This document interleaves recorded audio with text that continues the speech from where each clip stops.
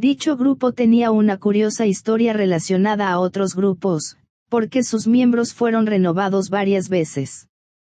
En cada oportunidad los que abandonaban el grupo habían estado en él por derecho kármico y por una antigua relación conmigo o con los miembros del grupo y, por lo tanto, tenían la oportunidad de participar en esta actividad, pero cada vez fracasaban por razones personales. Les faltaba comprensión grupal, ocupándose únicamente de ellos mismos. No poseían la nueva y amplia visión. Así fueron eliminados de esta actividad inicial de la nueva era. Explicó esto pues es de valor que los discípulos capten el hecho de que la relación kármica no puede ser ignorada, debiendo ofrecerse la oportunidad grupal aunque demore su actuación al prestar servicio grupal. Varios miembros del grupo aún luchaban contra el espejismo, y al enfrentarlo necesitaban más tiempo para adaptarse al mismo. La principal tarea de este grupo consistía en disipar parte del espejismo universal mediante una meditación unida que yo había indicado. Algunos de los miembros estaban haciendo o habían hecho ciertos reajustes en sus vidas y no precisó mucho tiempo para establecerse el necesario ritmo subjetivo.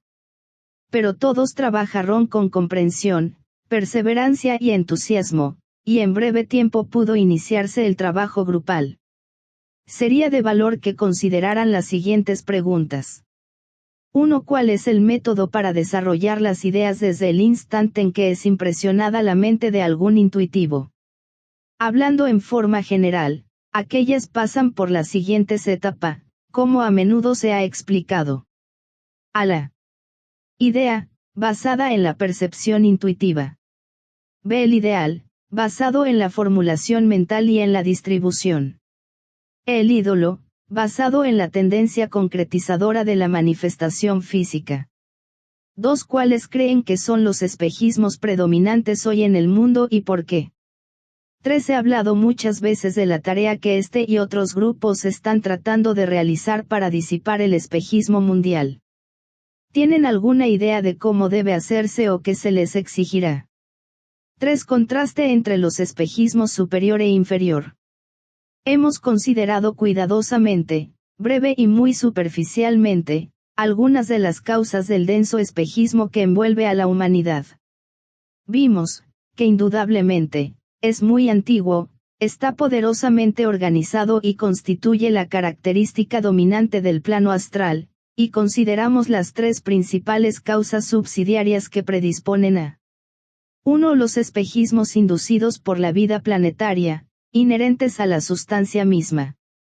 2. Los espejismos iniciados por toda la humanidad, e intensificados en el transcurso de un pasado legendario. 3. El espejismo engendrado por el individuo mismo, ya sea en el pasado, por haber participado del espejismo mundial, o el que ha originado en esta vida.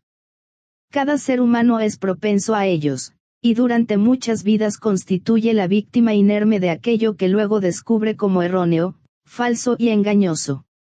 Aprende que no debe ser dominado indolentemente por el pasado astral, emocional e ilusorio, sino que está, si lo supiera, adecuadamente equipado para superarlo, y que existen métodos y técnicas por medio de los cuales puede conquistar la ilusión, disipar el espejismo y erigirse en el amo de Maya. Esta es la revelación inicial, y solo cuando haya comprendido lo que implica y se haya propuesto dominar las condiciones indeseables, llegará más tarde a reconocer la dualidad esencial, la cual, momentáneamente, en ningún caso es ilusión. Descubre la relación que existe entre el verdadero morador en el umbral y el ángel de la presencia, que custodia el portal de la iniciación. Esto marca un momento crítico en la vida del discípulo, porque indica el instante en que puede comenzar a hollar el sendero de iniciación, si es que lo desea y posee la fortaleza necesaria. En último análisis, vencer parcialmente el espejismo y evadir la total esclavitud, impuesta por la ilusión, indican a la atenta jerarquía que un hombre está preparado para los procesos de la iniciación. Mientras no se deje engañar totalmente y hasta tanto logre pensar casi libremente, no podrá enfrentar al ángel que aguarda, y atravesar el portal. Daré aquí una indicación, Después de atravesar el portal de la iniciación, el discípulo retomará nuevamente sus tareas en los 3 mundos de actividad. Allí repite los procesos anteriores brevemente y con comprensión, después de lo cual comienza a dominar lo esencial de la siguiente lección iniciática. Estoy dando aquí una copiosa información en forma concisa, pues esto es todo lo que puede hacerse en esta época. Durante largo tiempo, una sensación de dualismo compenetra el ser del discípulo y hace que su vida aparente ser un incesante conflicto entre los pares de opuestos. La lucha entre los opuestos se libra conscientemente en la vida del discípulo. Alterna entre las experiencias pasadas y el recuerdo de las experiencias de la iniciación recibida, poniendo el énfasis, sobre todo, en las primeras experiencias y luego en la última gran experiencia, que colora tan intensamente su vida interna. Durante prolongados momentos es el discípulo confuso que lucha contra el espejismo, y durante breves momentos es el iniciado triunfante. Descubre en sí mismo las fuentes del espejismo, de la ilusión y de atracción de Maya, hasta que llega el momento en que se sitúa ante el portal y enfrenta las principales dualidades de su propio y particular pequeño cosmos, el morador y el ángel. Al principio teme al ángel, atemorizándolo la luz que fluye del rostro del ángel, porque pone vívidamente de relieve la realidad de la naturaleza del morador, él mismo. Siente, como nunca lo había sentido, la formidable tarea que tiene ante sí y el verdadero significado de la empresa a la cual se ha comprometido. Poco a poco 2 cosas surgen con alarmante claridad en su mente. 1. El significado de su propia naturaleza con su dualismo esencial. 2. El reconocimiento de la relación entre los pares de opuestos, con los cuales él, como discípulo, debe trabajar. Una vez que capta la relación existente en la dualidad inferior, la personalidad y el alma, está entonces preparado para pasar a la realidad superior, la del yo integrado, personalidad y alma, y su relación con la presencia.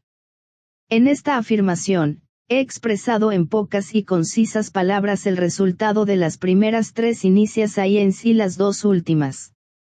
Mediten sobre ello.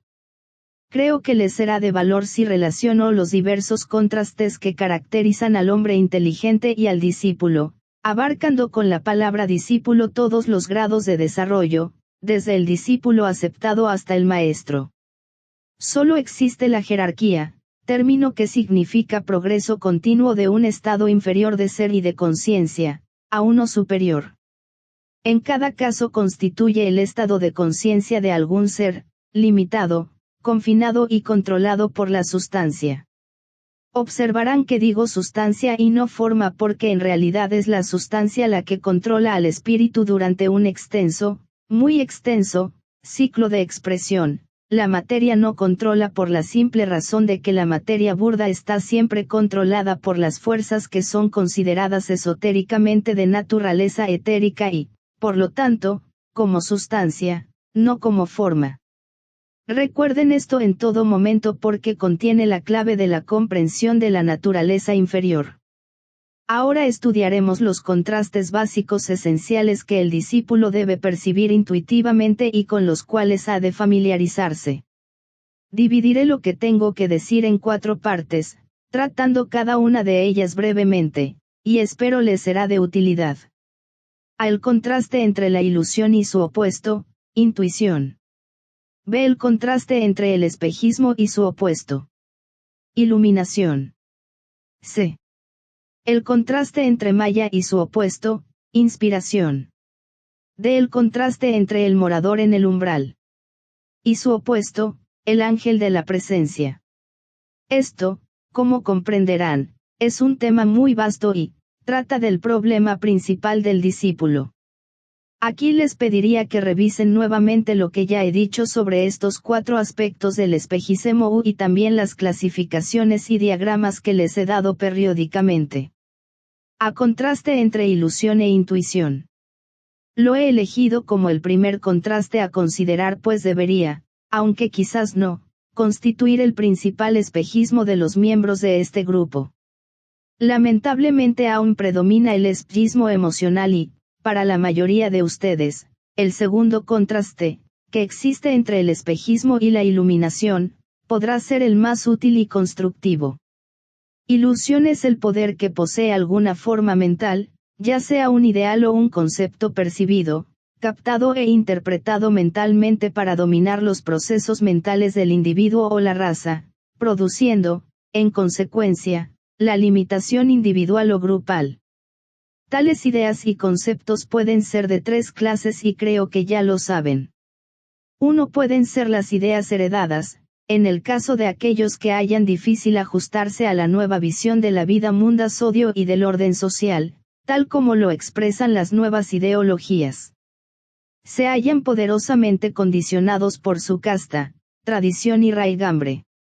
2. Pueden ser las ideas más modernas que, en último análisis, constituyen la reacción del pensamiento moderno hacia la condición y situación mundiales, y muchos aspirantes son propensos a ella en forma natural, especialmente si viven en el vórtice de fuerza que llamamos Europa moderna. Esas ideas modernas convergen hoy, en corrientes mundiales e ideológicas predominantes, y, toda persona inteligente debe reaccionar inevitablemente a ellas, aunque olvide que esa reacción está basada en la tradición, o en una predisposición nacional o internacional. 3. Pueden ser las ideas más nuevas percibidas vagamente, que tienen en sí el poder de condicionar el futuro y conducir a la moderna generación, de la oscuridad a la luz. Ninguno de ustedes ha sentido realmente todavía estas nuevas ideas, aunque en momentos de elevada meditación y realización espiritual puedan reaccionar vaga y brevemente. Dicha reacción puede ser verdadera en la medida que definidamente condiciona el servicio que prestan al semejante. Pueden reaccionar correcta y acrecentadamente si mantienen la integridad del alma y no son vencidos por la lucha y por lo febril del medio ambiente, en el campo elegido para servir. Una ilusión mental podría ser descrita como una idea personificada en una forma ideal, lo cual no da entrada ni cabida a ningún otro ideal. Por lo tanto, presupone la capacidad de hacer contacto con las ideas. El hombre está atado al mundo de ideales e idealismos. No puede zafarse de él. Esta ilusión mental ata, limita y aprisiona al hombre. Una buena idea puede convertirse fácilmente en una ilusión y llegar a ser un desastroso factor condicionante en la vida del hombre que la registra. Quizás se interroguen si la jerarquía misma no está condicionada por una idea y si no es víctima de una difundida ilusión general. Aparte de que a los dirigentes de la jerarquía y a los custodios del plan no se les permite llegar a ese grado hasta no estar libres del incentivo de la ilusión, les recuerdo que todas las ideas entran en la conciencia planetaria a través del canal de los 7 rayos. De esta manera, la jerarquía está ampliamente abierta, en todos los casos, a los 7 principales grupos de ideas que constituyen la idea de Dios en cualquier época específica, expresada también de 7 maneras principales, todas igualmente correctas, sirviendo a la séptuple necesidad de la humanidad. Cada una de estas 7 formulaciones de la idea de Dios tiene una contribución específica que hacer. Cada una constituye una idea que debe desempeñar su parte en el servicio humano o planetario. Cada una está tan interrelacionada con las otras 6 expresiones de la misma idea divina, desarrollándose como ideales en el plano mental, que no pueden ser reducidas a una sola idea y sus ramificaciones, como sucede entre los hombres. Por lo menos existe sensibilidad hacia los 7 grupos de ideas y sus ideales resultantes y, aunque fuera solo por eso, dentro de esa medida, la jerarquía posee fluidez y adaptabilidad. Pero es mucho más que esto, pues para los miembros de la jerarquía, las ideas y sus efectos no solo son interpretados en términos de formas mentales humanas e idealismo humano, sino que también deben hacer contacto con ellas y estudiarlas en su relación con la mente de Dios y con los reinos planetarios. Dichas ideas provienen y emanan del plano búdico, que raras veces está abierto para la conciencia del discípulo común y ciertamente no lo está para el idealista medio. Les recordaré aquí que son muy pocos los idealistas que se hallan personalmente en contacto con la idea que ha dado nacimiento al idealismo, solo están en contacto con la interpretación humana de la idea, tal como ha sido formulada por algún discípulo o intuitivo, cosa muy diferente. Por lo tanto, una ilusión puede definirse como la consecuencia de una idea, traducida en ideal, siendo considerada como la total presentación, como la historia o solución y como separada y visualizada independientemente de las otras ideas, tanto las de naturaleza religiosa como las aparentemente desligadas de la religión. Esta afirmación contiene la historia de la separatividad y la incapacidad del hombre para relacionar entre sí las distintas implicaciones de una idea divina. Cuando se las visualiza y capta en forma estrecha y separatista, existe lógicamente una distorsión de la verdad, y el discípulo o aspirante se adhiere inevitablemente a un aspecto parcial de la realidad o del plan y no a la verdad, en la medida en que puede ser revelada, o al plan, tal como los miembros de la jerarquía lo conocen. Esta ilusión evoca en el discípulo o en el idealista una reacción emotiva que inmediatamente nutre el deseo y, en consecuencia, lo traslada desde el plano mental al astral. De esta manera se evoca un deseo por un ideal parcial e inadecuado y la idea no puede llegar a su plena expresión debido a que su exponente solo ve este ideal parcial como la verdad total, no pudiendo por lo tanto captar sus implicaciones sociales, planetarias y cósmicas. Donde existe verdadera percepción de la idea, algo verdaderamente raro, no puede haber ilusión. La idea sobrepasa en magnitud al idealista, pues únicamente su humanidad lo salva de su estrechez. Donde existe la ilusión, cosa general y común, y una vaga reacción interpretativa a una idea, tenemos los fanáticos, idealistas superficiales, promulgadores sádicos de la idea captada, hombres y mujeres egocéntricos e intolerantes, que tratan de imponer su interpretación de la idea de Dios, y visionarios restringidos y limitados. Tal ilusoria representación de la realidad y visionaria presentación de la idea, ha sido a la vez el orgullo y la maldición del mundo.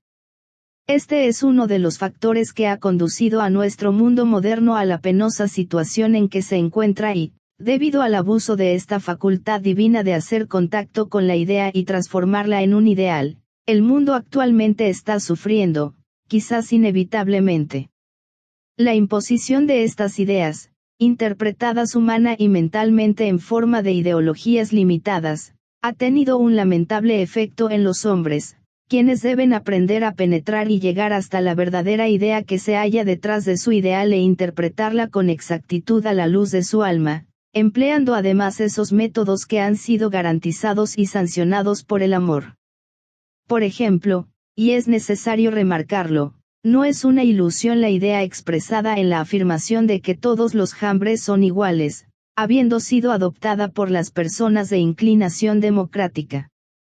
En realidad constituye una afirmación real, pero cuando no se tienen en cuenta las ideas igualmente importantes de la evolución, atributos raciales y características nacionales y religiosas, entonces la idea básica se aplica en forma limitada.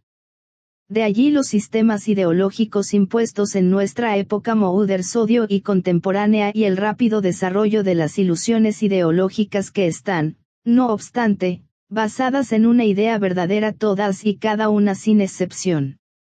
Tampoco es una ilusión que el desarrollo de la conciencia crística constituye la meta de la familia humana, pero cuando ello es interpretado en términos de religión autoritaria, por quienes aún no han desarrollado la conciencia crística, se convierte sencillamente en un hermoso concepto y con frecuencia en un incentivo sádico, penetrando inmediatamente en el reino de la ilusión. Cito estas dos ilustraciones entre muchas otras posibles, para que puedan comprender cómo se producen y desarrollan las ilusiones, debiendo disiparse oportunamente. De esta manera pueden obtener cierta norma comparativa por la cual captar el valor relativo de lo verdadero y lo falso, de lo inmediatamente temporario y de la básica eternidad de lo real. En consecuencia, será evidente que los niveles inferiores o concretos del plano mental hayan adquirido o acumulado a través de las edades un vasto número de ideas, formuladas como ideales, revestidas de materia mental, nutridas por la vitalidad de aquellos que han reconocido la parte de verdad contenida en la idea que son capaces de expresar y que han puesto sobre estos ideales el énfasis de su facultad de crear formas mentales y su atención dirigida, lo cual implica necesariamente la energetización del limitado ideal formulado, pues como ya saben la energía sigue al pensamiento. Estas formas mentales se convierten en objetivos hacia los cuales tiende la realidad subjetiva, el hombre, y con los cuales se identifica durante prolongados periodos de tiempo, en ellos se proyecta a sí mismo, vitalizándolos de esta manera y otorgándoles vida y persistencia. Llegan a ser parte de él, condicionan sus reacciones y actividades, nutren su naturaleza de deseos y asumen, en consecuencia, indebida importancia, creando una barrera, de densidad variable, de acuerdo al grado de identificación, entre el hombre en encarnación y la realidad que es su verdadero ser. No es necesario especificar aquí cualquiera de estas predominantes formas mentales y aspectos de la ilusión intelectual y mental. No quisiera que en ningún momento crean que la idea corporificada, que llamamos ideal, es en sí una ilusión. Solo llega a serlo cuando se la considera como un fin en sí misma en vez de ser lo que esencialmente es, un medio para un fin. Un ideal, correctamente comprendido y utilizado, provee una ayuda momentánea para la consecución de una realidad inmediata e inminente, la meta del hombre o de la raza en determinada época. La idea que tiene ante sí la raza es el restablecimiento, en una vuelta más alta de la espiral, de esa relación espiritual que caracterizó a la raza en su estado infantil, en su primitiva condición. Entonces, bajo la sabia guía y la actitud paternal de la jerarquía y de los sacerdotes iniciados de la época, los hombres conocieron que pertenecían a una familia de hermanos, y esto lo supieron por medio del sentimiento y de la percepción sensoria desarrollada. Hoy día, bajo el nombre de hermandad, la misma idea está buscando su forma mental y el establecimiento de una renovada relación espiritual, la idea, mediante el entrenamiento de correctas relaciones humanas, el ideal. Tal es la meta inmediata de la humanidad. Este resultado se producirá inevitablemente a través del ciclo de necesidad que estamos pasando, y la idea vagamente percibida, impondrá como consecuencia de una extrema necesidad su araitmo sobre la raza, acelerando así la comprensión del verdadero ser en todos los hombres. Si se realiza un estudio detallado del fundamento básico de todas las ideologías sin excepción, se descubrirá que la idea de relación integral, a menudo distorsionada en su presentación y oculta a través de métodos erróneos, de objetivos espirituales y de definida y positiva actividad fraterna, subyace detrás de toda forma externa. He presentado esta situación común como una ilustración de la idea al tomar forma de ideal y lamentablemente se convierte, con frecuencia, en el ídolo y en la meta sobreestimada y fanáticamente mal interpretada de las masas, guiadas por algún destacado idealista. Un ideal es la expresión temporaria de una idea básica, no está destinada a perdurar, sino a servir una necesidad de indicar el camino para salir del pasado y entrar en un futuro más adecuado. Los ideales actuales, expresándolos a través de las actuales ideologías, servirán su propósito y oportunamente desaparecerán, de la misma manera que todo ha desaparecido en la historia de la raza, cediendo su lugar oportunamente a una relación espiritual reconocida, a mancomunada subjetividad, como también a una definida y expresada germandad, las cuales producirán, una vez bien desarrolladas y comprendidas, una especie de control y guía y una forma de gobierno que los pensadores avanzados de esta época ni siquiera pueden concebir. Cuando los ideales, los conceptos y las formas mentales formuladas dominan la mente de un individuo, una raza o a la humanidad en general, excluyendo toda perspectiva o visión y ocluyendo lo real, entonces constituyen una ilusión, mientras controlan la mente el método de vida. Impiden el libre juego de la intuición, con su poder para revelar el futuro inmediato, frecuentemente excluyen en su expresión el principio básico del sistema solar, el amor, debido al control que ejerce algún principio temporario y secundario. De esta manera pueden constituir una oscura y amenazante nube que sirve para ocultar la nube de cosas cognoscibles, a la cual se refiere Patanjali en su libro último, esa nube de sabiduría que se cierne sobre el plano mental inferior y los estudiantes y aspirantes pueden penetrar y utilizar mediante el libre juego de la intuición. Consideremos ahora la intuición, el opuesto de la ilusión, recordando que la ilusión aprisiona al hombre en el plano mental y lo envuelve totalmente con formas mentales de creación humana, impidiéndole llegar a reinos superiores de conciencia o prestar ese servicio amoroso que debe ser rendido en los mundos inferiores donde se realiza y manifiesta el esfuerzo consciente. El punto principal que quiero tratar aquí es el de la intuición, la fuente o el dispensador de la revelación.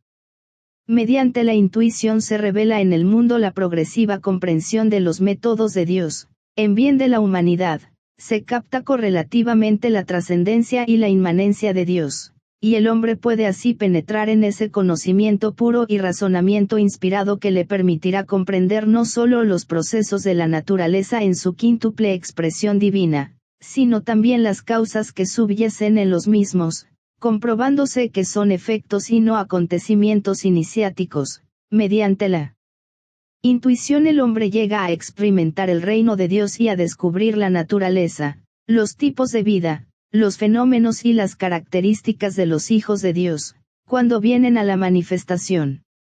La intuición le hace conocer algunos de los planes y propósitos que se desarrollan a través de los mundos creados y manifestados y le muestra de qué manera él y el resto de la humanidad pueden colaborar y apresurar el propósito divino, haciéndole también conocer progresivamente las leyes de la vida espiritual, leyes que rigen a Dios mismo, condicionan a Sambhaya y guían a la jerarquía, a medida que es capaz de valorarlas y trabajar con ellas. 4 son los tipos de personas propensas a la revelación mediante el despertar de la intuición. 1. Los que pertenecen a la línea de los salvadores mundiales. Hacen contacto con el plan divino y lo perciben, y están comprometidos a servir y a trabajar para la salvación de la humanidad. Poseen distintos y variados grados de comprensión, que van desde el hombre que trata de revelar la divinidad de su propia vida a su pequeño círculo inmediato, por los cambios y efectos producidos en su vida personal, hasta esos grandes intuitivos y salvadores mundiales, tales como Cristo. Probablemente el primer caso es motivado por una crisis intuitiva que ha reconstruido al hombre totalmente, proporcionándole un nuevo sentido de valores. El último puede, a voluntad, ascender hasta el mundo de la percepción y de los valores intuitivos y comprobar allí la voluntad de Dios y la amplia visión del plan. Estos grandes representantes de la deidad disponen de la libertad que otorgan la ciudad sagrada, Sambhaya, y la Nueva Jerusalén, la jerarquía. De allí que sean excepcionales debido a sus contactos, y que hasta ahora hayan existido relativamente muy pocos. 2. Los que pertenecen a la línea de los profetas. Establecen contacto con el plan en elevados momentos intuitivos y saben lo que contiene el futuro inmediato. No me refiero aquí a los profetas hebreos, tan familiares para Occidente, sino a todos aquellos que perciben con claridad lo que debe hacerse para llevar a la humanidad de la oscuridad a la luz, teniendo por base la situación tal como existe y mirando hacia un futuro de divina consumación. Poseen una clara imagen mental de lo que es posible realizar, y el poder para señalarlo a los pueblos de su época. Necesariamente incluye a quienes tienen una visión relativamente clara del cuadro y objetivos cósmicos y a quienes simplemente ven el próximo paso que ha de dar la raza o la nación. Isaías y Ezequiel fueron los únicos profetas hebreos que tuvieron una profética y verdadera visión cósmica. Los otros eran pequeños hombres inteligentes que, por el análisis y la deducción, determinaron el futuro inmediato e indicaron las posibilidades inmediatas, pero no tuvieron una intuición reveladora directa. En el Nuevo Testamento, Juan, el discípulo amado, tuvo el privilegio de percibir un cuadro cósmico y una verdadera visión profética, que personificó en el Apocalipsis, siendo el único que logró esto, y lo hizo debido a su amor profundo, sabio e incluyente. Su intuición fue enfocada a través de la profundidad e intensidad de su amor, como sucedió con su maestro, el Cristo. 3. Los verdaderos sacerdotes.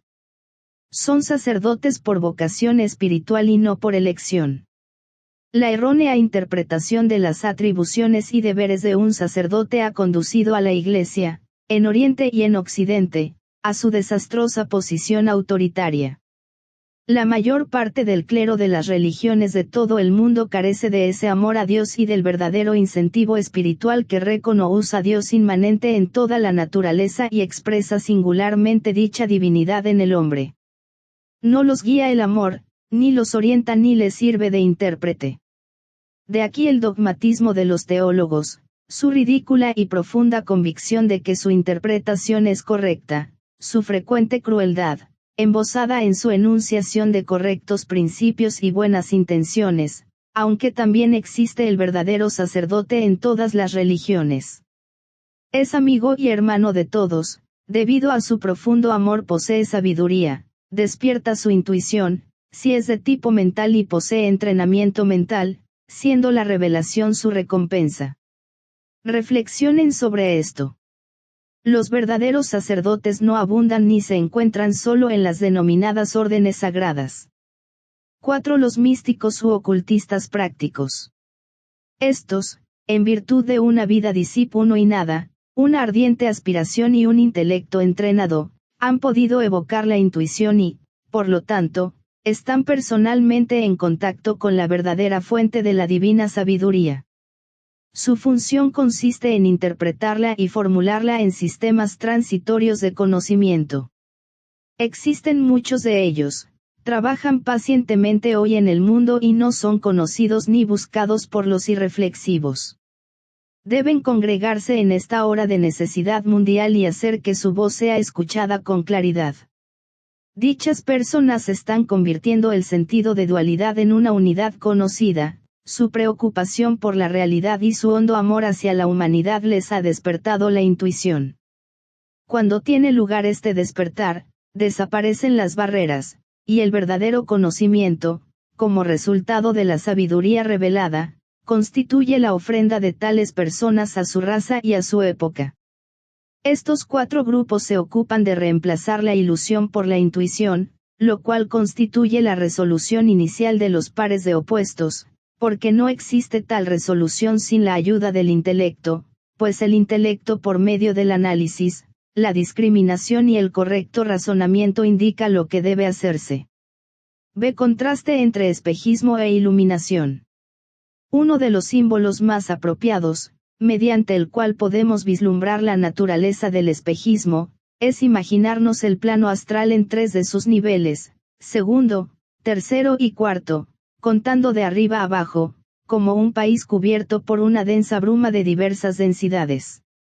La luz del hombre común, similar a la de los faros de un automóvil, que poseen su propio reflector, sirve solo para intensificar el problema y no penetra las nieblas ni las brumas.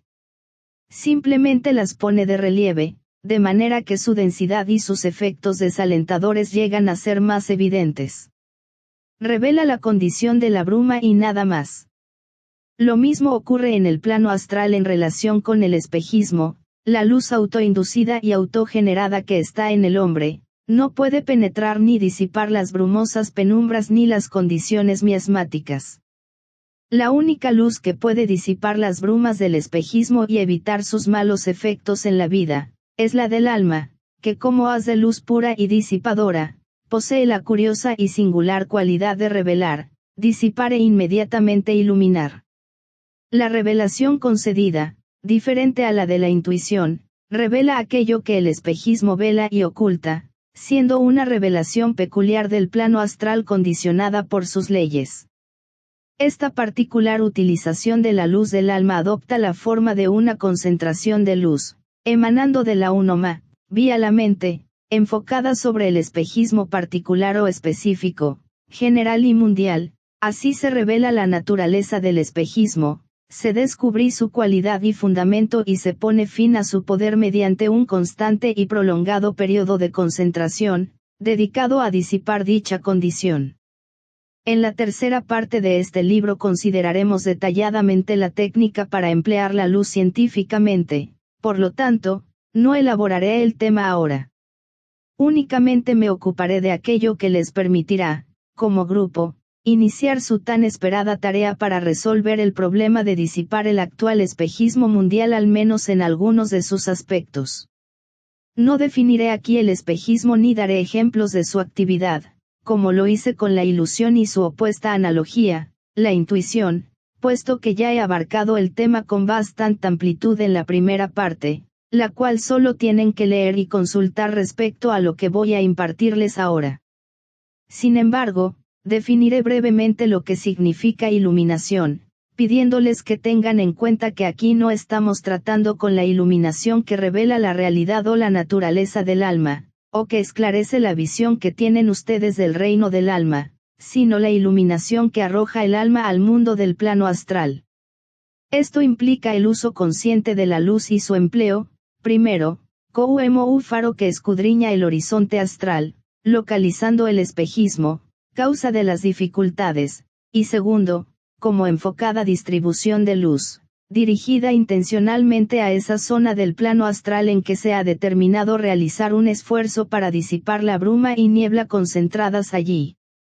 En consecuencia existen ciertas premisas básicas que podrían exponerse de la manera siguiente.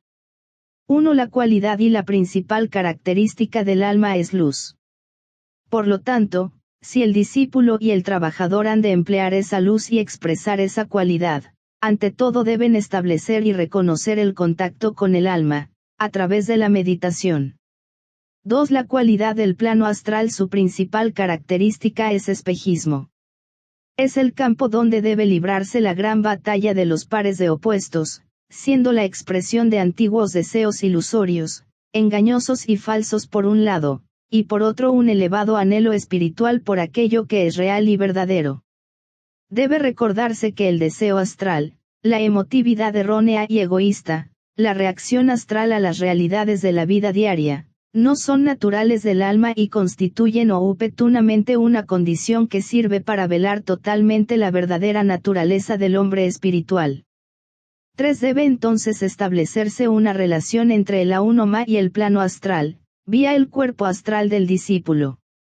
Este debe considerar al cuerpo astral como el mecanismo que responde al mundo de las emociones y como el único instrumento por el cual su alma puede hacer contacto con ese nivel de expresión temporario o breve, según el caso. El discípulo tiene, por lo tanto, que establecer contacto con el alma y hacerlo conscientemente y con el necesario énfasis, para poder llevar la luz del alma a su propio cuerpo astral y allí aprender a enfocarla en el centro llamado plexo solar y, desde ese punto de realización, trabajar en el plano astral en la ardua tarea de disipar el espejismo. 4. Cuando se ha establecido esta línea de contacto, y el alma, el cuerpo astral y el plano astral están íntimamente relacionados, el discípulo debe llevar la luz enfocada en el plexo solar, donde ha sido localizada momentáneamente, al centro cardíaco, debiendo mantenerla constantemente allí y trabajar consistente y perseverantemente desde ese centro superior. Podría aquí repetir una antigua instrucción para discípulos, extraída de los archivos de la jerarquía, que se refiere a este proceso específico. Les daré una breve e inadecuada paráfrasis de esta antigua expresión simbólica. El discípulo permanece, y de espaldas a la bruma ilusoria mira hacia el oriente, desde donde debe fluir la luz. Dentro de su corazón acopia toda la luz disponible y, desde ese punto de poder entre los omóplatos, la luz brilla.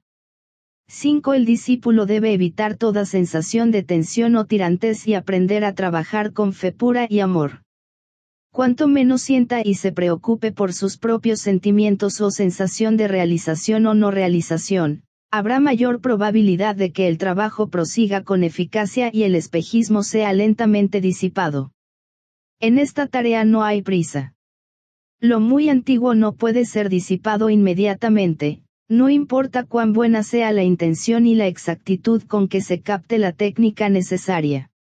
Como habrán podido observar, existen elementos peligrosos en este trabajo, a no ser que los miembros del grupo estén alerta y cultiven el hábito de vigilar cuidadosamente, pueden sufrir el sobreestímulo del plexo solar, hasta haber dominado el proceso de transferir rápidamente la luz del alma y la innata luz del cuerpo astral, enfocadas ambas en el plexo solar, al centro cardíaco, entre los omóplatos. Por lo tanto, les advertiré a cada uno y a todos, que vayan con mucho cuidado y si sufren algún trastorno en el plexo solar o se produce una acrecentada inestabilidad emocional, no deben preocuparse indebidamente.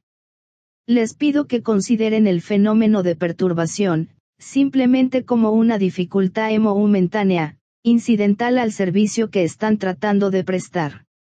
Si solo le prestan esta inteligente atención, sin afectarse o perturbarse, no tendrán malos resultados. Referente al trabajo grupal mencionado en estas líneas, continuarán con la meditación grupal como indiqué anteriormente, y cuando hayan llegado a la tercera etapa de la meditación grupal, trabajarán juntos de la manera siguiente. D en la NE, P70, T1. Tercera etapa. 1. Habiéndose vinculado con los hermanos del grupo, luego se han de llevar a cabo las indicaciones dadas simbólicamente en el antiguo escrito que he parafraseado anteriormente. A vincularse conscientemente con el alma y comprender que dicha vinculación es una realidad.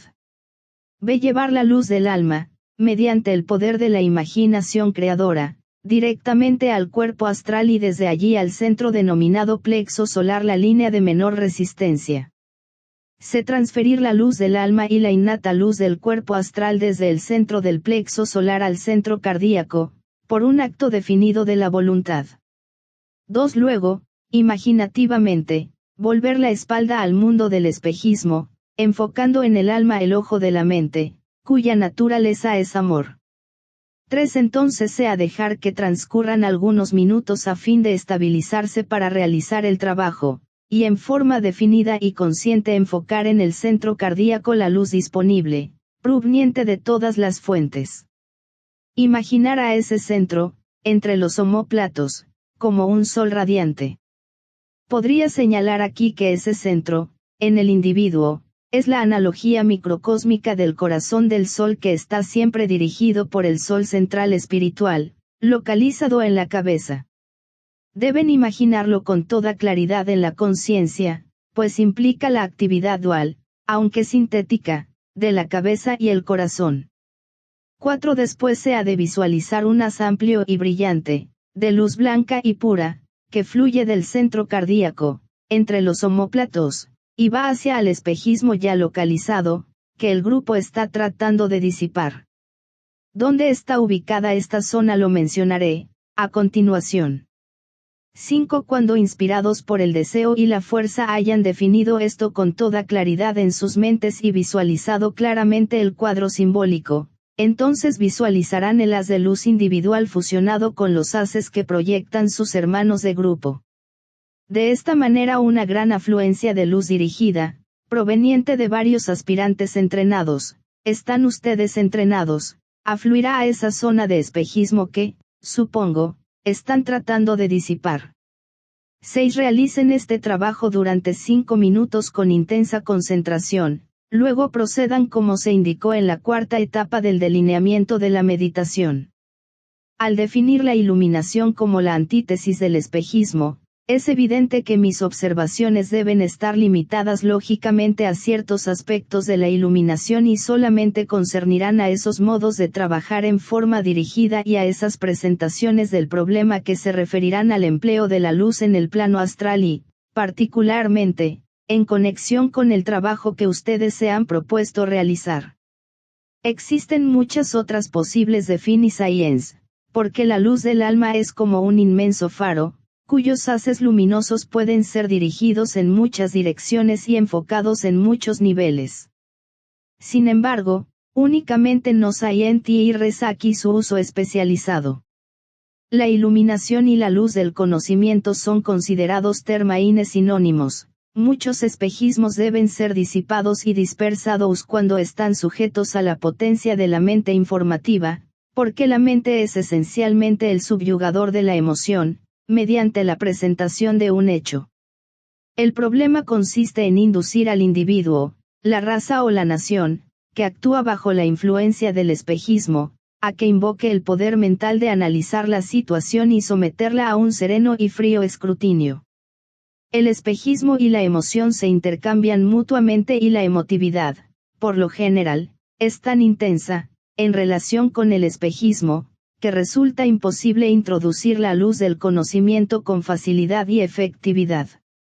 La iluminación y la percepción de la verdad son también termaínes sinónimos, pero debe recordarse que la verdad, en este caso, no es la verdad existente en los planos abstractos cognoscibles, verdad que puede ser formulada y expresada en términos y fórmulas concretas. Cuando entra la luz de la verdad, el espejismo desaparece automáticamente, aunque sea solo durante un periodo breve.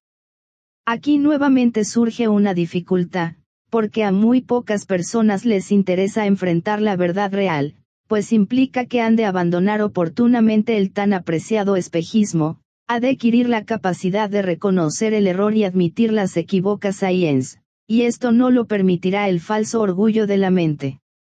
Puedo asegurarles que la humanidad es uno de los factores más poderosos para liberar el poder iluminador de la mente, cuando refleja y transmite la luz del alma.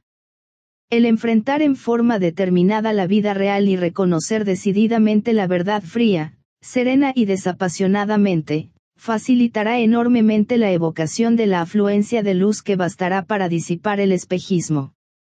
Ya que estamos tratando el problema del espejismo y de la iluminación, podría ser de valor aquí ocuparnos de un determinado espejismo, y pediría al grupo que ayude a disiparlo.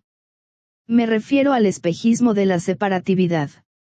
El trabajo a realizar en esta línea tendrá implicaciones muy prácticas y saludables, porque ninguno de ustedes, como lo descubrirán, será capaz de trabajar eficazmente en este asunto si tiene cualquier sensación de separatividad.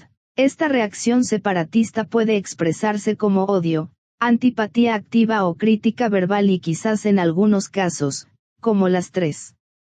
Existen fuerzas que personalmente pueden ser consideradas como separatistas o causa de separación. Quiero recordarles que los muy apreciados puntos de vista y las muy queridas creencias de aquellos contra quienes ustedes mentalmente se oponen, a menudo bajo el disfraz de una firme adhesión a lo que consideran como correctos principios, son para ellos correctos y a su vez creen que los puntos de vista de ustedes son erróneos y los consideran como separatistas en sus efectos y base de las dificultades.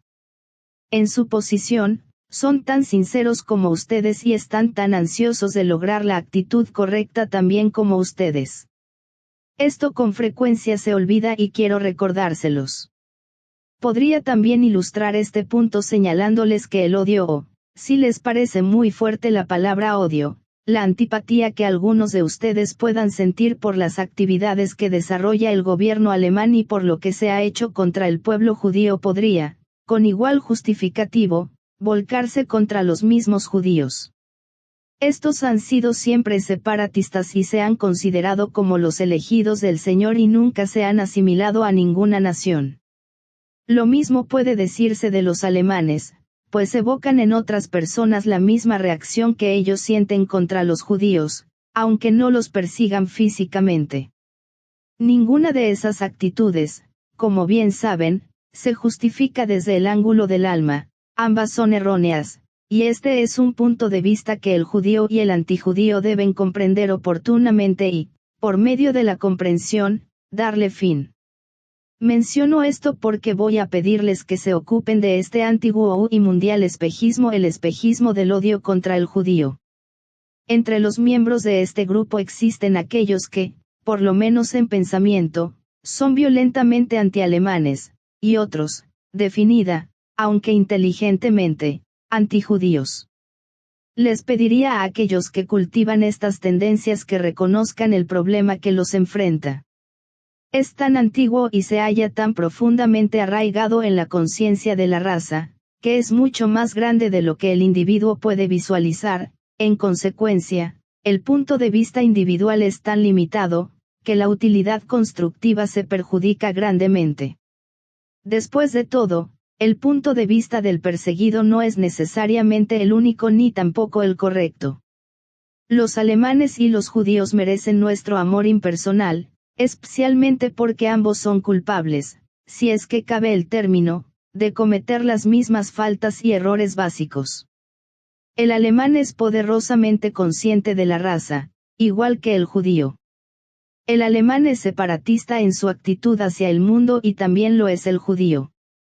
El alemán insiste hoy en la pureza racial, cosa que el judío ha insistido durante siglos. Un pequeño grupo de alemanes son anticristianos, igualmente lo son un pequeño número de judíos. Podría continuar acumulando semejanzas, pero las mencionadas bastarán. Por lo tanto, la antipatía que ustedes sienten por un grupo, no tiene mayor justificativo que el negarse a reconocer y justificar las actividades y actitudes de los otros. Lo semejante con frecuencia ya rechaza y se aparta de lo semejante, y los alemanes y los judíos son curiosamente semejantes. Así como innumerables ingleses y la mayor parte de los británicos son romanos que han reencarnado, también muchos alemanes son judíos que han reencarnado. De allí la similitud de sus puntos de vista. Esta es una querella familiar, y nada hay más terrible que esto. Les voy a pedir que en su meditación grupal incluyan a los alemanes y a los judíos y envíen el amor grupal a esa separación que existe en la familia humana entre hermanos. Por lo tanto traten, antes de iniciar la meditación, de liberarse emocional y mentalmente de todo antagonismo y odio latente, cualquier idea preconcebida de lo correcto o incorrecto, para que puedan simplemente apoyarse en el amor de sus almas, recordando que los judíos y los alemanes son almas como ustedes y de idéntico origen y con objetivos y experiencias vitales. Cuando difundan la corriente de luz blanca y pura, como les indiqué en la tercera etapa, procuren que afluya a través de ustedes, con pureza y claridad, como una sola corriente. Luego traten de bisectarla en partes o porciones iguales, una corriente de luz y amor viviente dirigida a los judíos y la otra a los alemanes. Lo que tendrá valor es la cualidad del amor y no la exactitud del análisis ni la perfección de la técnica. C. Contraste entre Maya e inspiración. Entramos aquí definitivamente en el ámbito de la sustancia material, siendo esencialmente y en forma particular, el reino de la fuerza. Maya es predominantemente, para el individuo, el conjunto de fuerzas que controlan sus septenarios centros de fuerza, excluyendo, debo recalcarlo, la energía controladora del alma. Observarán por lo tanto, que toda la humanidad, hasta que el hombre llega al sendero de probación, se halla controlada por Maya, porque un hombre sucumbe a Maya cuando es controlado por cualquier fuerza o fuerzas, no por energías que provienen directamente del alma, que condicionan y controlan a las fuerzas menores de la personalidad, como oportuna e inevitablemente deben hacerlo y lo harán. Cuando un hombre está controlado por las fuerzas físicas, astrales y mentales, está convencido de que tales fuerzas para él son correctas. Aquí reside el problema de Maya.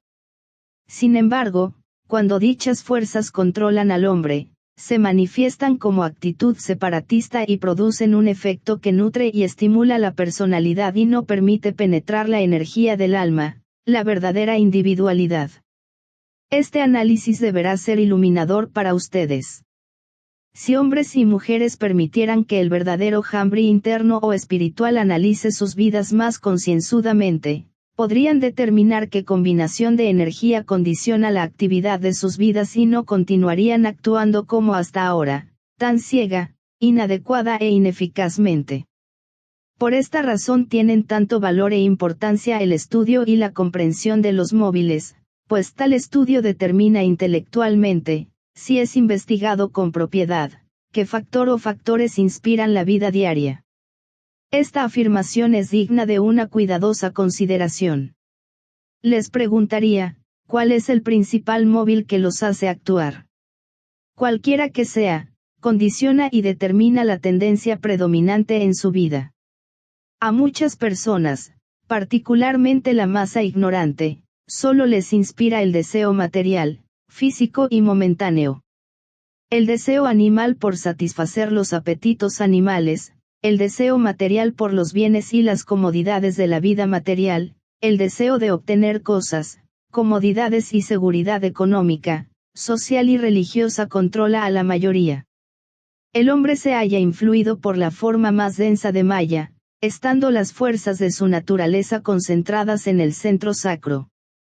Otros están impulsados por cierta forma de aspiración o aspiración por algún paraíso material. La mayoría de las religiones pintan al cielo de esta manera: ambición de poder, deseo de satisfacer los apetitos emocionales o estéticos y poseer realidades más sutiles, tranquilidad emocional, equilibrio mental y seguridad de que los deseos superiores serán cumplidos.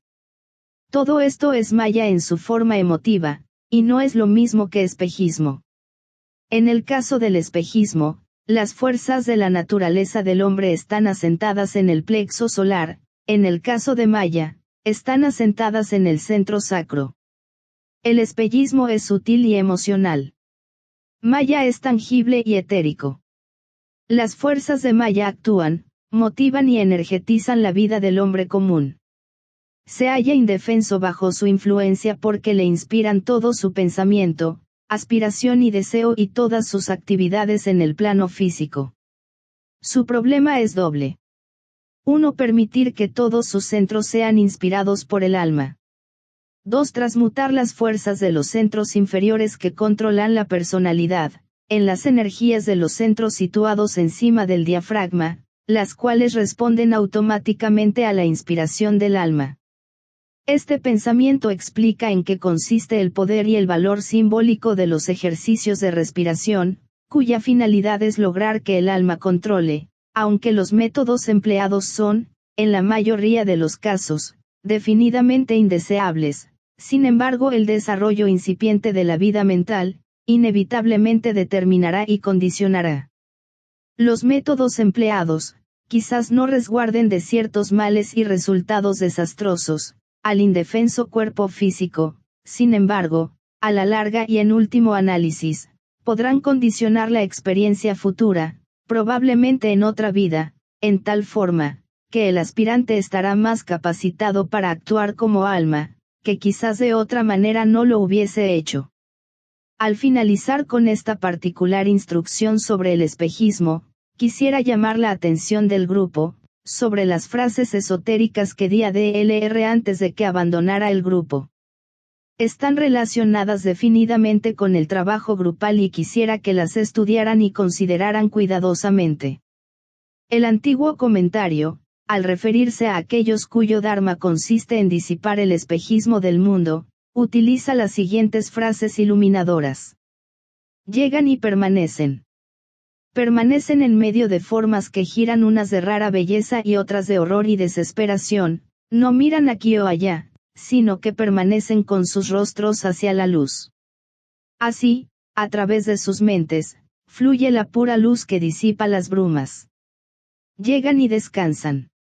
Cesa su tarea externa, haciendo una pausa para realizar un trabajo diferente.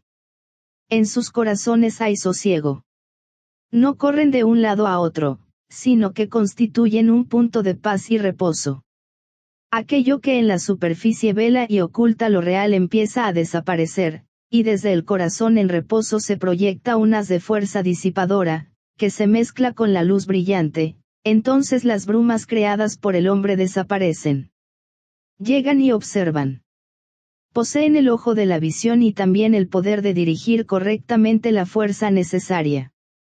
Ven el espejismo del mundo, y al verlo, perciben detrás de él la verdad, la belleza y la realidad. Así, a través del ojo de Buddhi, llega el poder de disipar los velos y los ondulantes espejismos de ese mundo ilusorio. Permanecen, descansan y observan. Esa es su vida y tal el servicio que rinden a las almas de los hombres. Les recomiendo que reflexionen cuidadosamente sobre estas líneas. No solo les dirán cuál es su campo de servicio grupal, sino también la actitud deseable a seguir en la vida personal de cada miembro del grupo. Quisiera también, en este punto, tratar ligeramente un factor de real importancia en este trabajo y repetir mi advertencia anterior. Recuerden que es particularmente esencial para este grupo, realizar el esfuerzo para liberarse de la irritabilidad, o de aquello que en el libro Agni Yoga se le denomina peligrosidad, palabra muy peculiar pero satisfactoria. La irritabilidad prevalece excesivamente en estos días de tensión nerviosa y pone en peligro el progreso, retardando los pasos del discípulo que recorre el camino. Puede producir una peligrosa tensión grupal si está presente en alguno de ustedes. Esta inducida tensión grupal puede interferir en el libre juego del poder y la luz, y se supone que ustedes han de utilizar, aunque los otros miembros del grupo sean inconscientes de la fuente de emanación. La irritabilidad genera, de manera definida, un veneno que se localiza en la región del estómago y del plexo solar. Es una enfermedad, si puedo usar esta palabra, del centro llamado plexo solar y, en forma alarmante, es muy contagiosa. Por lo tanto, vigilen cuidadosamente y recuerden que de acuerdo a cómo puedan vivir centrados en la cabeza y en el corazón, terminarán con la enfermedad de la peligrosidad y ayudarán a transferir las fuerzas del plexo solar al centro cardíaco. De contraste entre el morador y su opuesto, el ángel de la presencia. El tema del morador y su relación con el ángel, forma simbólica de tratar una gran relación y posibilidad y un gran hecho de la manifestación, recién ahora es posible considerarlo. Solo cuando el hombre se convierte en una personalidad integrada, surge verdaderamente el problema del morador, y únicamente cuando la mente está alerta y la inteligencia organizada, como sucede hoy en gran proporción, le es posible al hombre percibir en forma inteligente y no místicamente, al ángel, y así intuir la presencia. Solo entonces asume enormes proporciones el asunto referente a los obstáculos que personifica el morador y las barreras que impiden el contacto espiritual y la realización. Pueden ser considerados benéficamente y darse los pasos para inducir la ascensión correcta, únicamente cuando se haya producido una fusión adecuada en la humanidad. Aparecerá el gran morador en el umbral humano como una entidad integrada, apareciendo el morador en sentido nacional o racial, esparciendo y vitalizando el espejismo nacional, racial y planetario, fomentando y nutriendo los espejismos individuales y evidenciando inconfundiblemente el problema. Solo entonces la relación entre el alma de la humanidad y las fuerzas que ha generado su antigua y potente personalidad, puede asumir proporciones que exigen una actividad drástica y colaboración inteligente. Ha llegado ya ese momento, y en los dos libros, Los problemas de la humanidad y la reaparición de Cristo y también en los mensajes de Wesak y de la luna llena de junio, he tratado esta actual y urgente situación, que constituye en sí la garantía del progreso humano hacia su meta destinada, así como también la comprobación de los principales obstáculos para alcanzar la realización espiritual. Lo que ahora vamos a considerar es de primordial importancia para quienes se están entrenando para la iniciación. Dije entrenándose, no que recibirían la iniciación en esta vida. No sé si lo lograrán, el asunto y el destino proyectado por sus propias almas están en sus manos. El problema esencial de ustedes es aprender a manejar al morador en el umbral, y asegurarse cuáles son los procesos y procedimientos que pueden llevar a cabo la importante actividad para obtener la fusión. Al producirse esta fusión, el morador desaparece y ya no se lo ve, aunque todavía funcione en el plano externo como agente del ángel, la luz absorbe al morador, y en la oscuración radiante pero magnética esta antigua forma de vida desaparece, aunque conserva todavía su forma, descansa y trabaja, pero ya no es ella misma. Tales son las paradójicas afirmaciones contenidas en el antiguo comentario. Anteriormente he definido en términos muy simples la naturaleza del morador, sin embargo, quisiera extenderme sobre uno o dos puntos y hacerles una o dos nuevas sugerencias las que por razones de claridad y para una más rápida comprensión, clasificaremos de la manera siguiente. 1. El morador en el umbral es esencialmente la personalidad, unidad integrada, compuesta de fuerzas físicas, energía vital, fuerzas astrales y energías mentales, constituyendo la suma total de la naturaleza inferior. 2. El morador adquiere forma cuando el hombre ha reorientado conscientemente su vida, impresionado por su alma, entonces toda la personalidad está teóricamente encaminada a alcanzar la libertad de servir. El problema consiste en convertir en experiencia la teoría y la aspiración. 3. Durante un tiempo muy prolongado, las fuerzas de la personalidad no constituyen el morador. El hombre no está en el umbral de la divinidad ni tiene conocimiento consciente del ángel, siendo sus fuerzas incoativas. Trabaja inconscientemente en su ámbito, y es aparentemente víctima de las circunstancias y de su propia naturaleza, sintiendo la tentación y el deseo por la actividad y la existencia en el plano físico. Sin embargo, cuando la vida del hombre está regida por la mente, el deseo o la ambición y, por lo menos en gran medida, es controlada por la influencia mental, el morador empieza a adquirir forma como fuerza unificada. 4. Las etapas en que el morador en el umbral es reconocido, sometido a una disciplina de discriminación y finalmente controlado y dominado, son principalmente 3. A. Cuando la personalidad domina y rige la vida, ambición y meta que constituye el esfuerzo vital del hombre. Entonces el morador controla. B. Cuando se produce una creciente separación en la conciencia del discípulo.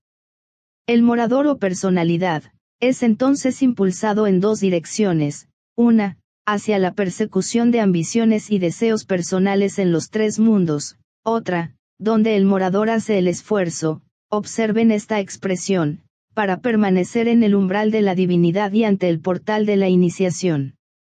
C. Cuando el morador busca conscientemente la colaboración del alma y, aunque todavía constituye en sí esencialmente una barrera para el progreso espiritual, se halla cada vez más influido por el alma que por su naturaleza inferior. 5. Cuando se alcanza la etapa final, y muchos ya la están alcanzando, el discípulo lucha con mayor o menor éxito para mantener firme al morador, aprendiendo a mantener la mente firme en la luz, controlando así la naturaleza inferior.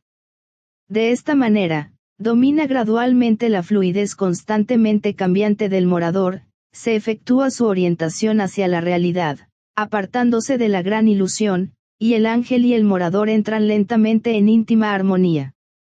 6. En las primeras etapas del esfuerzo e intento por controlar sus efectos, el morador es positivo y el alma negativa, en los tres mundos del esfuerzo humano.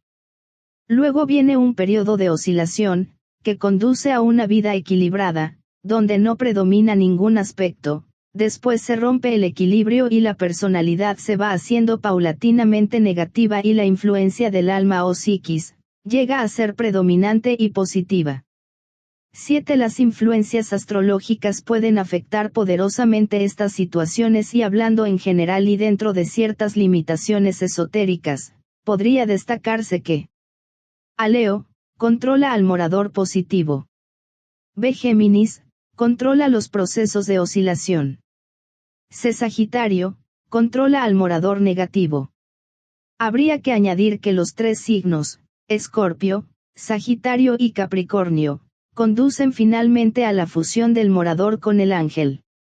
8. El rayo del alma controla y condiciona la actividad del ángel y el tipo de influencia que ejerce sobre el morador. Afecta al karma, a las épocas y a las estaciones del año.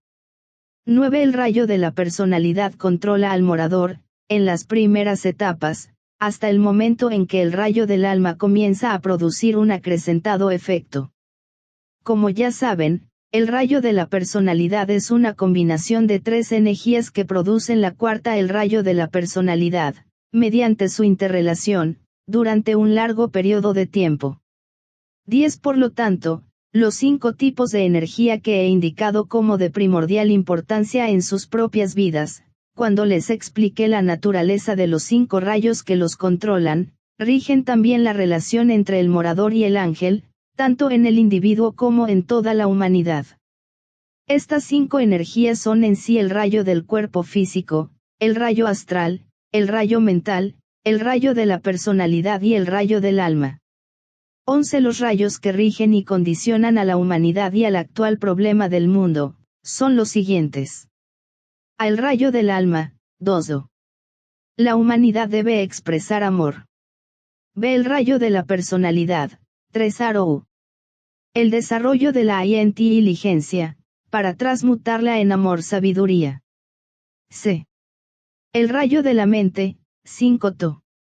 Realización científica. D. El rayo astral, 6. Desarrollo idealista. El rayo físico, 7. Organización y negocios. El rayo del alma controla durante todo un periodo de vida. Los rayos de la personalidad dados anteriormente, corresponden a la era de Piscis que ya comienza a desaparecer, sin embargo han condicionado definida e irrevocablemente a la humanidad. Observarán también que no figura el primer rayo de voluntad o poder, ni tampoco el cuarto rayo de armonía a través del conflicto. Este cuarto rayo está siempre activo, porque controla en forma peculiar a la cuarta jerarquía creadora y podría considerarse que constituye el rayo básico de la personalidad de la cuarta jerarquía creadora. El dado anteriormente es un rayo transitorio y efímero de la personalidad, en una encarnación menor. 12 En la era acuariana que está entrando rápidamente, el morador presentará fuerzas de la personalidad algo diferentes. A rayo de la personalidad, 4. De efecto creador. B. Rayo de la mente. 5. Básico y determinante. C. Rayo astral, 6. Incentivos condicionadores. D. Rayo físico, 7. Rayo entrante. 13 Cada gran ciclo zodiacal constituye una encarnación de la familia humana, y cada gran raza constituye un acontecimiento algo similar. Esto último es sin embargo más impactante en lo que respecta a la comprensión y conciencia humanas. La analogía corresponde a las pocas encarnaciones importantes de la vida del alma, en contraste con las numerosas e importantes encarnaciones que rápidamente se suceden. Entre las encarnaciones importantes 3 se destacan, las razas Lemurie, Atlante y Aria.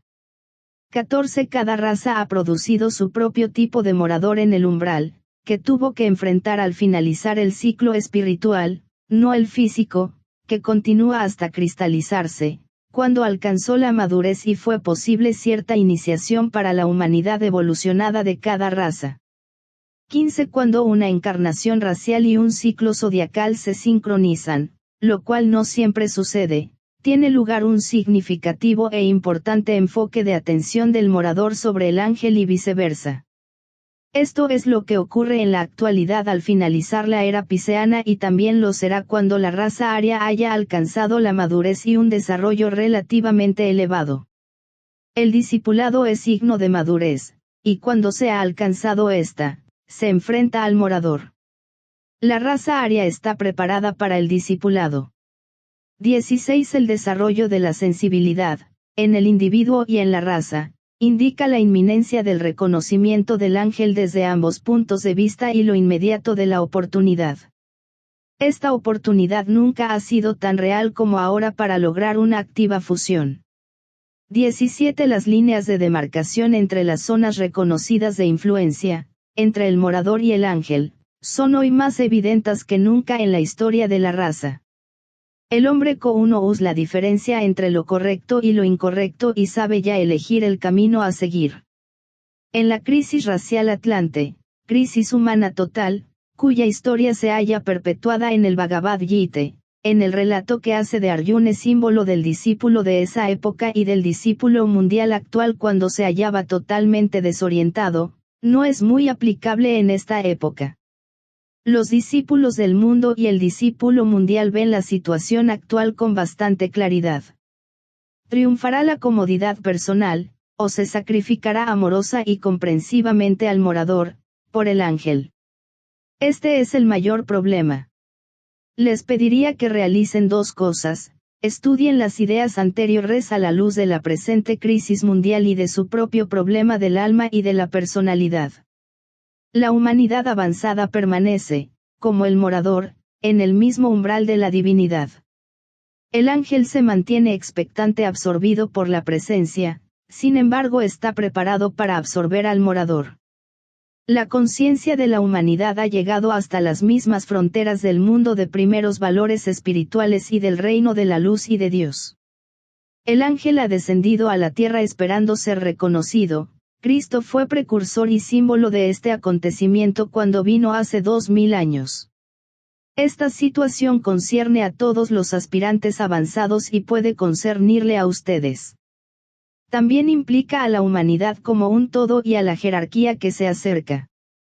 Desde un punto de vista más elevado y espiritual, la conciencia de la humanidad actúa hoy por medio de un grupo de servidores, aspirantes y discípulos mundaíes que aumenta constantemente, y sus miembros forman legión. La humanidad de hoy constituye el morador, en tanto que la jerarquía de almas es el ángel, y detrás de él se halla la presencia de la deidad misma, intuida por la jerarquía y tenuemente percibida por la humanidad, proporcionando así esa triple síntesis que constituye la divina manifestación en la forma. Los tres producen poderosas emanaciones, aunque la emanación de la presencia, a través de Sambhaya, ha sido inteligentemente restringida desde que la raza humana vino a la existencia. Los tres poseen auras, si quieren denominarlas así, y hoy, en los tres mundos, la del morador es todavía la más poderosa, así como en la vida del aspirante su personalidad constituye el factor que predomina y predispone. Esta poderosa emanación humana constituye el principal espejismo en la vida de la humanidad y del discípulo individual. Es una síntesis de espejismo, fusionado y mezclado por el rayo de la personalidad, pero precipitado por efecto de la creciente influencia del rayo del alma. Es la sombra o distorsión de la realidad, percibida ahora por primera vez, en amplia escala, por la raza humana y puesta de relieve mediante la luz que brilla en el ángel, el que transmite energía desde la presencia. Así permanecen, la humanidad y la jerarquía. Así permanecen ustedes, personalidad y alma, libres para marchar y penetrar en la luz o permanecer pasivos, si así lo determinan, sin aprender nada ni ir a ninguna parte. También son libres para volver a identificarse con el morador, rechazando la influencia del ángel y la inminente oportunidad y postergando hasta un ciclo muy posterior, su determinante elección. Esto es verdad tanto para ustedes como para toda la humanidad. Dominará la actual situación la personalidad materialista de tercer rayo de la humanidad, o su alma amorosa llegará a ser el factor más poderoso, manejando a la personalidad y sus pequeños asuntos, conduciéndola a una correcta discriminación y al reconocimiento de los verdaderos valores, para introducir así la era en que controlará el alma o la jerarquía. El tiempo lo dirá. Por ahora no impartiré nada más. Ansío que todos aprendan estas pocas afirmaciones esenciales, antes de abordar la tercera parte. También quisiera que las instrucciones grupales generales, recibidas últimamente, ocupen la mayor parte de su tiempo, iráis y atención. Lo que se necesita urgentemente, y sobre lo cual quisiera que trabajen, es lograr los ajustes grupales internos y establecer más firmemente las relaciones grupales. Además quisiera recordarles que así como en todo lo manifestado existe una personalidad y un alma grupales, deben aprender a distinguir claramente entre ambas y poner todo el peso de su influencia